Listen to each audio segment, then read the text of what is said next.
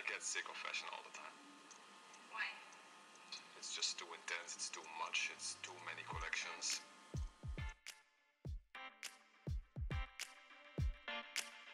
Historia y Moda es un recorrido por la historia de nuestra cultura, el arte, la economía, la política y los roles de género, teniendo la moda como hilo conductor.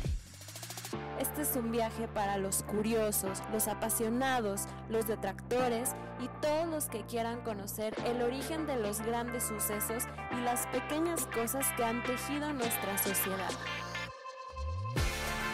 Somos Diana y Ceci y te acompañaremos en este apasionante viaje. Bienvenido, comenzamos. Buen día a todas y todos, estamos muy contentas de que nos acompañen en este nuevo episodio. Otra vez me acompaña Diana Villate. Hola, estoy muy contenta de acompañarlos nuevamente y les doy la bienvenida a este nuevo episodio. La verdad es que nos quedamos muy picadas con la idea de hablar sobre la moda representada en las obras de arte. Es un tema que da para mucho y pues aquí Diana Villate es la experta en este tema.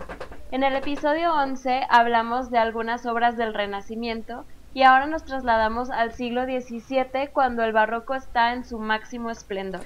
Sí, Diana, hoy vamos a hablar de uno de los artistas españoles más representativos del barroco español y considerado uno de los máximos exponentes de la pintura española y maestro de la pintura universal, el único e inigualable Diego Rodríguez de Silva y Velázquez, o solo Diego Velázquez para los amigos. Pasó sus primeros años en Sevilla, donde desarrolló un estilo naturalista de iluminación claroscuro más conocida como tenebrista, por influencia de Caravaggio. A los 24 años se trasladó a Madrid, donde fue nombrado pintor del rey Felipe IV y 4 años después fue ascendido a pintor de cámara. Este cargo es uno de los más importantes entre los pintores de la corte y a esta labor se dedicó el resto de su vida. Su trabajo consistía en pintar retratos del rey y de toda su familia, así como otros cuadros destinados a decorar las mansiones reales. Su presencia en la corte le permitió estudiar la colección real de pintura que, junto con las enseñanzas de su primer viaje a Italia, donde conoció tanto la pintura antigua como la que se hacía en su tiempo, fueron influencias determinantes para evolucionar a un estilo de gran luminosidad con pinceladas rápidas y sueltas, y en su madurez, que es a partir de 1631, pinta con estas técnicas grandes obras como la Redención de Breda. Este cuadro nos da ya señales del inicio de la decadencia de la monarquía española, que es el argumento principal sobre el cual centraremos este episodio. Lo vemos por la diferencia de prendas que distinguen a un bando del otro. En el centro a la derecha, el general español lleva un cuello sencillo de encaje, ropa negra, botas hasta la rodilla. El vencido, que está a la izquierda, en cambio, viste de manera moderna para ese tiempo. Botas cortas en embudo, balona de encaje y los puños haciendo juego. Más adelante vamos a ampliar este tema del vestuario, pero quédense con estos elementos en la mente para luego retomarlos. Velázquez, a través de su pintura, nos ha dejado un amplio repertorio de la manera de vestir de los hombres y mujeres de su tiempo. Conocemos la moda española, los cambios en el vestir y como consecuencia las diferentes figuras humanas según estos cambios en los años en los que trabajó Velázquez. La moda española en este periodo es genuinamente española, valga la redundancia, a pesar de las influencias exteriores que siempre existieron y que inevitablemente se adaptaban de forma rápida a los ideales estéticos y formales del país que las acogía, borrando a veces de la memoria su lugar de procedencia. España, en cuanto a moda se refiere, en el siglo XVII, uno de los siglos más atractivos de la moda española, podemos decir que viajó en solitario, a diferencia del resto de Europa que siguió fielmente las modas de la corte de Versailles, muy distinta desde el punto de vista conceptual y estético al español. Pero quizá un aspecto que ha pasado por alto muchos estudiosos de las obras de arte sea la importancia de la indumentaria presente en casi todas las manifestaciones artísticas en las que aparece representado el ser humano. En ellas, el vestido colabora a dar significado al cuerpo del retratado, lo implica en un tema al tiempo que lo contextualiza en una época. La obra de Velázquez es también un referente documental de primera mano de la moral del siglo XVII.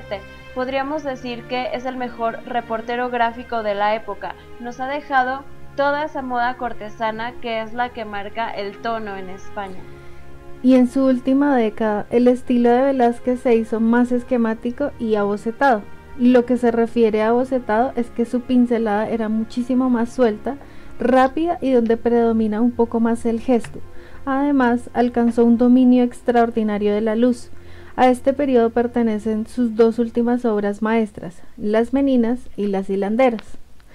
Las Meninas es un cuadro que es majestuoso por sí mismo, no solo por los magníficos detalles y secretos que hay dentro de él, sino por su imponente tamaño. La obra mide 318 centímetros por 276 centímetros y en la actualidad se puede encontrar en el Museo del Prado en Madrid. Les recomiendo que si van a Madrid se den una pasadita por este increíble museo. Tiene una variedad increíble de obras y claro, para que vean en vivo y en directo esta bellísima obra. Cuando tuve la oportunidad de ir a verla, me sobrecogió muchísimo la verdad, porque es una obra de tan maravilloso maestro y poder casi sentir solo con la mirada esas pinceladas y el manejo que tiene de la luz es espectacular. Es de verdad una experiencia increíble para aquellos quienes amamos el arte. Y bueno, a mí literalmente se me aguaron los ojos al verla, es que es espectacular. Adentrándonos en materia, Las Meninas, como se le conoce a esta obra desde el siglo XIX, o La familia de Felipe IV, se considera la obra maestra del pintor del siglo de oro español Diego Velázquez. Esta corresponde al último periodo estilístico del artista, el de plena madurez. Es una pintura realizada al óleo sobre un lienzo de grandes dimensiones formado por 3 bandas de telas cosidas verticalmente, donde las figuras situadas en primer plano se representan a tamaño natural. Es una de las obras de mayor tamaño de Velázquez y en la que puso un mayor empeño para crear una composición a la vez compleja y creíble que transmitía la sensación de vida y realidad al mismo tiempo en que encerraba una densa red de significados. Las Meninas tiene un significado inmediato, accesible a cualquier espectador. Es un retrato de grupo realizado en un espacio concreto y protagonizado por personajes identificables que llevan a cabo acciones comprensibles. Sus valores estéticos son también evidentes. Su escenario es uno de los espacios más creíbles que nos ha dejado la pintura occidental. Su composición aúna la unidad con la variedad. Los detalles de extraordinaria belleza se reparten por toda la superficie pictórica. Y el pintor ha dado un paso decisivo en el camino hacia el ilusionismo, que fue una de las metas de la pintura europea en la Edad Moderna, pues ha ido más allá de la transmisión del parecido y ha buscado con éxito la representación de la vida o la animación. Pero como es habitual en Velázquez, en esta escena en la que la infanta y los servidores irrumpen, lo que hace ante la aparición de los reyes, subyace numerosos significados que pertenecen a campos de la experiencia diferente y que lo convierte en una de las obras maestras de la pintura occidental, que ha sido objeto de una mayor cantidad y variedad de interpretaciones. Repasemos los 11 personajes que aparecen ante nosotros. De izquierda a derecha tenemos al artista que se halla enfrente de un gran lienzo. Velázquez viste al uso cortesano, es decir, de negro y con golilla. Felipe IV era muy sencillo en su atavío y queda por descontado recalcar que del rey para abajo todos vestían de manera semejante. El negro fue implantado en la corte desde los tiempos de Felipe II, siendo considerado símbolo inequívoco de elegancia y sobriedad. El llamado ala de cuervo se extraía de un árbol americano llamado palo de Campeche y proporcionaba a los tejidos un color intenso. En Europa se denominó negro español. Su precio era alto y estaba muy cotizado. Además, el tema central es el retrato de la infanta Margarita de Austria, colocada en el primer plano rodeada por sus sirvientes, las meninas.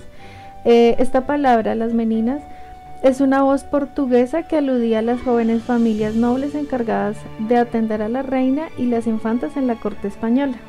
Estas damas son María Agustina de Sarmiento, que le ofrece un cántaro con agua, e Isabel de Velasco. Detengámonos en sus vestidos. Lucen un sayo o vestido muy ceñido que aplasta el pecho con mangas acuchilladas por las que se asoma la camisa. Tiene también una balona, que es este cuello de encaje como que cae hacia abajo, y una basquiña, que es la falda que va a cubrir el guardainfante. Este último consistía en un armazón con forma de cesta invertida que se colocaba en la cintura y se realizaba a base de aros de metal o mimbre unidos por cintas o cuerdas con rellenos de diversos materiales. Su finalidad era ahuecar la falda y que la tela luciera en todo su esplendor.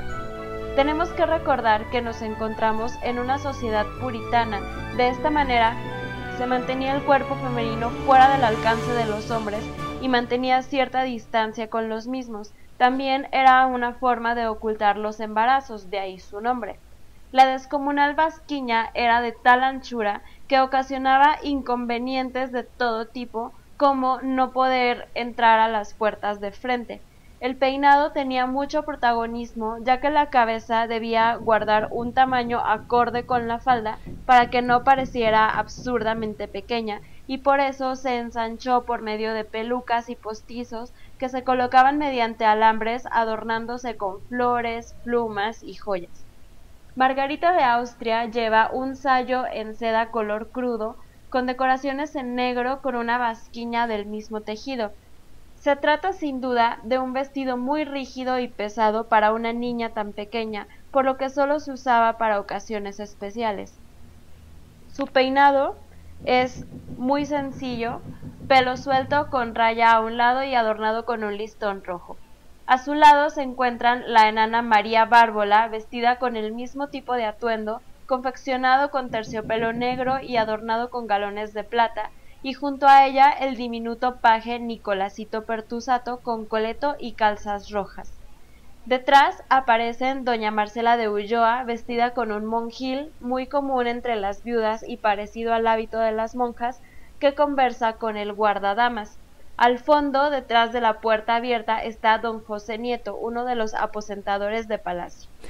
En el lado izquierdo se observa parte de un gran lienzo y detrás de este el propio Velázquez se autorretrata trabajando en él. El artista resolvió con gran habilidad todos los problemas de composición del espacio gracias al dominio que tenía del color y a la gran facilidad de caracterizar a los personajes. El punto de fuga de la composición se encuentra cerca del personaje que aparece al fondo abriendo una puerta, donde la colocación de un foco de luz demuestra de nuevo la maestría del pintor, que consigue hacer recorrer la vista de los espectadores por toda su representación. Un espejo colocado al fondo refleja las imágenes del rey Felipe IV y su esposa Mariana de Austria, medio del que se valió el pintor para dar a conocer ingeniosamente lo que estaba pintando, aunque algunos historiadores han interpretado que se trataría del reflejo de los propios reyes entrando a la sesión de pintura o, según otros también, posando para ser retratados por Velázquez. En este caso, la infanta Margarita y sus acompañantes estarían visitando al pintor en su taller. Quiero que hagamos un recorderis para la obra de Van Eyck, Los esposos Giovanni Arnolfini y su esposa, del cual hablamos en el episodio 11. ¿Recuerdan cómo él se valió de varios elementos, entre ellos el espejo, para centrar nuestra mirada y de esta forma que el espectador hiciera como un recorrido por la obra, como si la estuviera leyendo de alguna forma? Y cada vez que hace esta lectura, viendo cómo aparecen pequeños detalles sin importancia, pero que cuando los analizas encuentran un significado, pues bueno, algo así similar pasa aquí en Las Meninas de Velázquez. En su gran genialidad hace que posemos nuestra mirada en la infanta, y se vale de elementos como la luz, el punto de fuga y su espléndido manejo del espacio para hacer esto mismo, casi una lectura de la obra en donde nuestros ojos van recorriendo de una figura a otra, encontrando cada vez más detalles que esconden un significado. Por otra parte, además Van Eyck incluye dentro de la obra de los esposos una manera innovadora por su preocupación por la luz y la perspectiva, y Velázquez se vale de este estudio que hace Van Eyck con respecto a la luz y la perspectiva para poderlos plasmar en esta obra. Se percibe diferentes planos dentro de Las Meninas, en donde se hace evidente los tonos más claros en los primeros planos, y cuando se va haciendo más hacia el fondo se van haciendo un poquitito más oscuros, lo que hace que lo percibamos como si fuera una fotografía en la actualidad. Ahora, vemos que técnicamente las figuras del primer término están resueltas mediante pinceladas sueltas y largas con pequeños toques de luz. La falta de definición aumenta hacia el fondo, lo que les estaba comentando con los planos, siendo la ejecución más somera hasta dejar las figuras en penumbra. Esta misma técnica se emplea para crear la atmósfera nebulosa de la parte alta del cuadro, que habitualmente ha sido destacada como la parte más lograda de la composición. El espacio arquitectónico es más complejo que en otros cuadros del pintor. Es el único donde aparece el techo de la habitación. La profundidad del ambiente está acentuada por la alternancia de las jambas de las ventanas y los marcos de los cuadros colgados en la pared derecha, así como la secuencia en perspectiva de los ganchos de araña del techo. Este escenario en penumbra resalta el grupo fuertemente iluminado de la infanta. Como sucede con la mayoría de las pinturas de Velázquez, la obra no está fechada ni firmada y su datación se apoya en la edad aparente de la infanta nacida en 1651. Esa riqueza y variedad de contenidos, así como la complejidad de su composición y la variedad de las acciones que representa, hacen que Las Meninas sea un retrato en el que su autor utiliza estrategias de representación y persigue unos objetivos que desbordan los habituales en ese género y lo acercan a la pintura de historia. En ese sentido, constituye uno de los lugares principales a través de los cuales Velázquez reivindicó las posibilidades del principal género pictórico al que se había dedicado desde que se estableció en la corte en 1623. El esquema de los retratos cortesanos solía presentar a la figura cuerpo entero con el atuendo propio de la corte según el momento histórico. El artista era el encargado de transmitir la imagen real y dotarla de toda la majestad y el empaque posible. Diego Velázquez siguió puntualmente esos códigos, pero dotó a sus personajes de una humanidad que se hace especialmente patente en sus retratos infantiles. La moda en España se inicia sin apenas cambios estilísticos con respecto al siglo anterior. La moda cortesana del siglo XVI se mantuvo prácticamente hasta la subida al trono de Felipe IV en 1621, quien inmediatamente lanzó una disposición para controlar el gasto excesivo que se hacía en el vestir. Los exitosos primeros años de su reinado auguraban la restauración de la preeminencia universal de los Habsburgo, pero la guerra constante de la Europa protestante y la católica Francia contra España condujeron al declive y ruina de la monarquía hispánica, que tuvo que ceder el dominio en Europa a la pujante Francia de Luis XIV, así como reconocer la independencia de Portugal y las Provincias Unidas. En el retrato de Velázquez de Felipe IV vemos ya los cambios que éste hizo para evitar que el país cayera en bancarrota. Usa bragas como las venecianas, chaleco con picadillos sobre el farseto o jubón. En 1623 prohibió el uso de la gorguera porque los miembros de la corte gastaban muchísimo dinero en ellas. En su lugar se llevó un cuello de lino apoyado en el soporte de la gorguera llamado golilla. Desaparecieron también los puños de encaje a juego y se usaban solo volteados. Con estos nuevos cuellos empezamos a ver el pelo más largo. En 1600 se introdujeron los zapatos de cuero con un poco de tacón. La vestimenta ya no estaba ligada a la corte de Felipe II. Al mismo tiempo que se apostó por la sobriedad en el uso de accesorios, la moda femenina se vuelve extravagante e incluso grotesca. Aquí podemos interpretarlo como cuando alguien entra en un periodo de crisis, no quiere mostrarlo, entonces de cierta forma muestra lo opuesto para que no se vea que están entrando en estas dificultades. La parte del busto es muy alargada, se borda en plata y ya no en oro, con el cuello plisado y ya no con gorguera. El peinado, que tal vez sea una peluca, lleva una estructura de hilo de hierro de donde caen caireles a candelabro adornados con flores y plumas. A pesar de la importancia que la moda había tenido en el siglo XVI, la moda es muy interesada, por así decirlo, y siempre va a ir de la mano de los más poderosos. España en el siglo XVI es una potencia y lógicamente la moda va a ir de la mano del más aliado. En toda Europa se visten a la española. Por el siglo XVII no se inicia tan próspero desde el punto de vista económico, político ni territorial, y España va perdiendo importancia a la par que Francia, desde luego, va despuntando en el panorama europeo, y claramente la moda francesa va a ser la que impere en todas las cortes europeas, un lugar al que a España de alguna manera le va a costar renunciar y acoger esa moda francesa. El contraste de esta moda española detenida en el tiempo podemos verla en las representaciones en pintura y tapices de Charles Le Brun, del encuentro de Luis XIV y María Teresa de Austria, hija de Felipe IV de España, en declive. Hace un último intento de levantarse por medio de este matrimonio. La parte española está vestida todavía con el verdugado, ropa, etc. Además, que los franceses ya están vestidos a la última moda, la francesa. Aún así, a pesar de que la moda francesa se impulsó en toda Europa durante el periodo de Carlos II, el traje a la española sigue siendo identificado por todo el mundo con sus característicos color negro, cuello de golilla y su tendencia a la austeridad.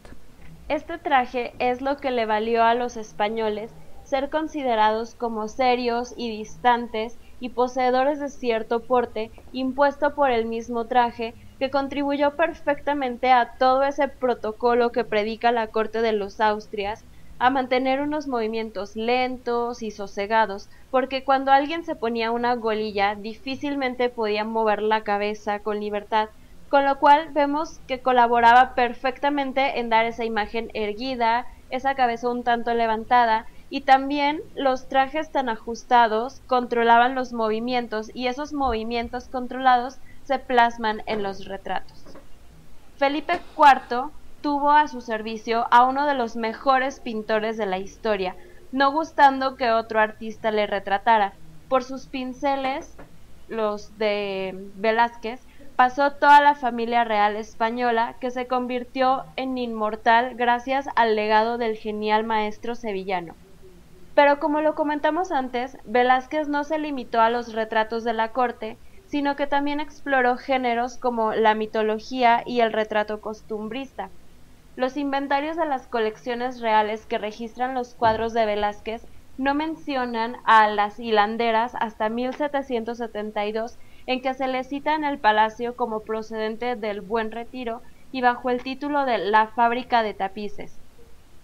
Esta, junto a Las Meninas, es la obra más compleja jamás realizada por el artista, tanto así que ha sido objeto de variadas interpretaciones a lo largo de la historia, desde sencillas visiones que valoran lo estético, que consideran la escena como parte de un taller de costura en un palacio, hasta complicadas versiones que incluyen mitología y simbolismo oculto. Las hilanderas es una obra que pertenece al estilo tardío de Velázquez. La técnica del borrón que vemos en la rueca, en la anciana, esta idea de movimiento que tiene el cuadro, que parece que se está trabajando allí. Por la luz, casi parece que la obra es una foto, lo mismo que pasaba con Las Meninas. Se dice que Velázquez, cuando llegó al taller de Santa Isabel, donde se hacían los tapices, encontró a estas mujeres que estaban trabajando y decidió que quería plasmar esta imagen como una idea del trabajo. El cuadro es también una representación de un mito en la Metamorfosis de Ovidio. Aracne es recordada como la mortal que desafió a Atenea, que es la historia que cuenta aquí Velázquez.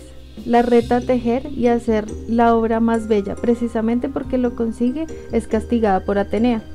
Si nos fijamos bien en la composición, encontramos dos planos bien diferenciados dentro del mismo lienzo. Velázquez crea una división de la obra como si de un teatro se tratase. En el primer plano podemos ver un día normal en una fábrica de tapices. A la izquierda, un velo rojo introduce la escena donde nos encontramos a 5 hilanderas. Se colocan formando un círculo de izquierda a derecha. Vemos una anciana que gira una rueca situada delante de ella mientras habla con una mujer más joven que está de pie, una mujer más atrás en la penumbra que mira al suelo con un gato enfrente y una joven junto al ayudante. Las 5 mujeres llevan vestimentas de clase media baja y la estancia carece de decoración. Podemos interpretar a dos de estos personajes como la diosa Atenea, que está figurada como una anciana, y Aracne, la mortal, que desafía a Atenea, y tras ella se abre un arco que da a otra instancia en la segunda escena.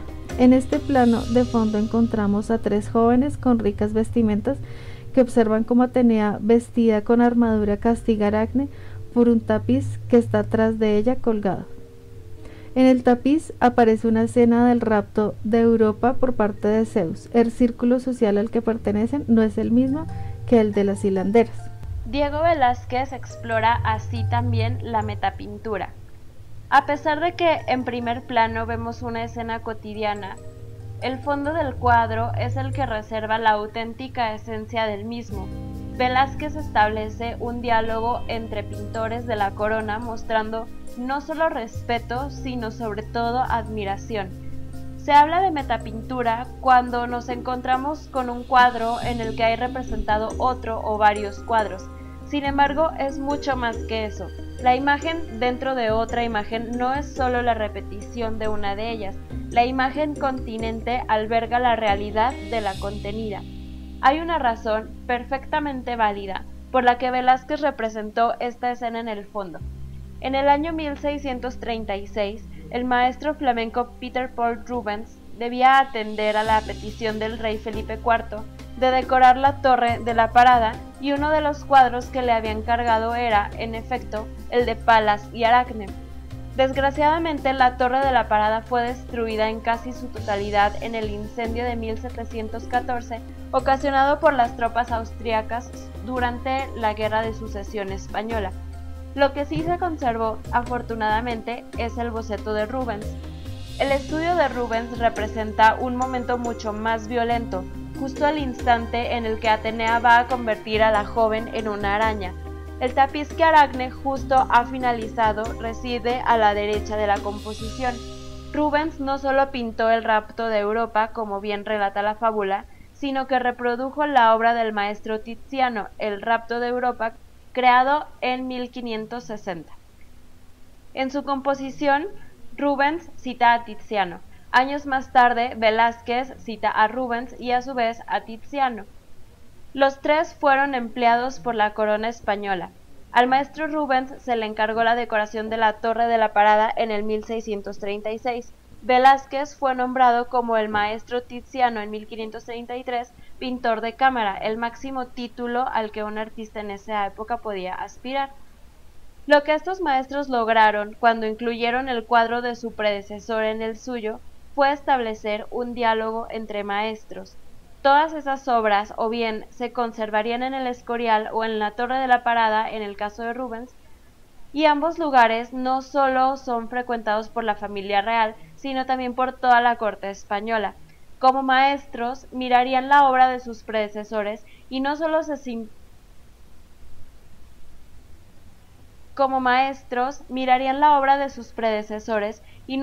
sentirían inspirados por ella, sino que al incluirla en su propio cuadro lograrían una legitimación del mismo.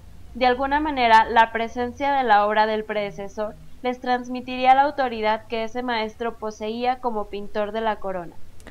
Y bueno, volviendo un poquito a la obra, nuestra vista se deja guiar de izquierda a derecha gracias a las caras y las partes desnudas del cuerpo de las mujeres, como a la pierna de la segunda hilandera, que la luz ilumina levemente desde la izquierda. La luz del primer plano es menos intensa, ya que no es tan necesaria, y además ayuda a dar mayor importancia al fondo. Las figuras del plano de fondo son más suaves que las del primer plano, pero aún así distinguimos los detalles. Para comunicar los dos planos, no solo utiliza el arco, sino que la mirada de una de las jóvenes nobles se fija en el trabajo de las hilanderas y nos mira directamente, introduciéndonos en el cuadro. Es curioso ver cómo Velázquez mezcla una escena costumbrista con una escena mitológica, haciendo de los dioses personajes normales que no destacan sobre los demás y llegando a confundirse con una escena normal de cualquier fábrica. Tras la muerte de Velázquez, su labor como pintor de cámara fue continuada por Juan Bautista Martínez del Mazo, Juan Carreño de Miranda y Claudio Coello, que siguieron pintando retratos que reflejaban los cambios artísticos e indumentarios que provocaron la renovación de la imagen real. Bueno chicos, Velázquez es sin duda uno de los grandes maestros del arte y como les comenté anteriormente, si alguna vez tienen la oportunidad de ver una de las maravillosas obras de este artista, háganlo, por favor, porque es que es un verdadero regalo estético para todos nuestros sentidos, porque realmente es una muy buena experiencia. Además que particularmente, si ven las meninas, ya vienen con este background de todo lo que le hemos estado diciendo entre Diana y yo en este episodio, y pueden verla con unos ojos diferentes y pueden verla desde partes digamos más técnicas y todo lo que esconde ya la indumentaria y toda la ropa, todo lo que les estábamos contando el día de hoy.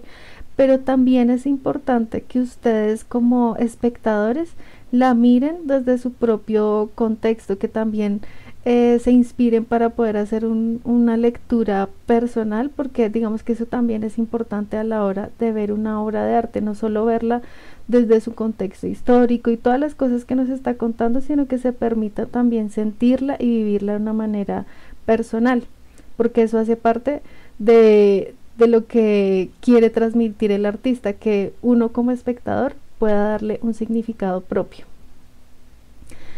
Y bueno, pues agradecerle a Diana que me haya invitado nuevamente a participar con ustedes en este episodio. Realmente es algo que disfruto mucho, que me ha gustado mucho acompañarlos. Bueno, y siempre es muy emocionante estar en estos episodios, así que claro que sí, volvería porque esta es una de mis pasiones. Muchas gracias a ti, Diana. Me parece que este ha sido un tema muy intenso. Me parece súper importante que podamos identificar, en este caso, cómo los retratos nos muestran la moda, y esta moda nos muestra la situación política que están viviendo los países. Como lo comentamos, España era la que ponía la moda y esto influía a toda Europa, pero cuando empieza su declive es Francia la que impone la moda, y esto imponer la moda significa que ellos son la nueva potencia, y cuando España tiene que empezar a adoptar la moda de Francia es en cierta forma un reconocer que ya no tienen ellos el dominio, que ya no son la primera potencia. Entonces es súper interesante poder leer estos mensajes también.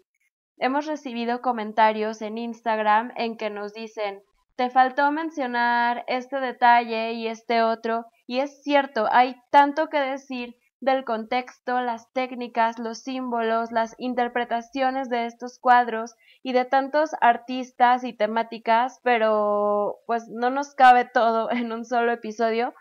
Pero, sin embargo, esperamos que se hayan dado una buena empapada de arte, moda e historia con lo que pudimos resumirles hoy, y así, un episodio a la vez, ir aprendiendo juntos y conectando los puntos de este enredadero de hilos que es nuestra historia.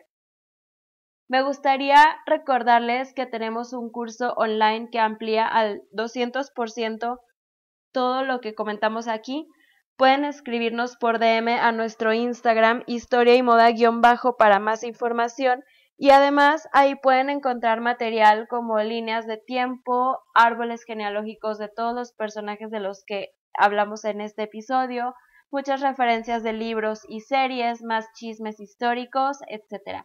Y en nuestro Instagram pueden ver todas las imágenes que estuvimos comentando aquí. Gracias, Diana, por acompañarnos una vez más, y gracias a todas y todos por escucharnos. Si les gusta nuestro canal, por favor compártanlo con sus familias, amigos, cortesanos, meninas, etc.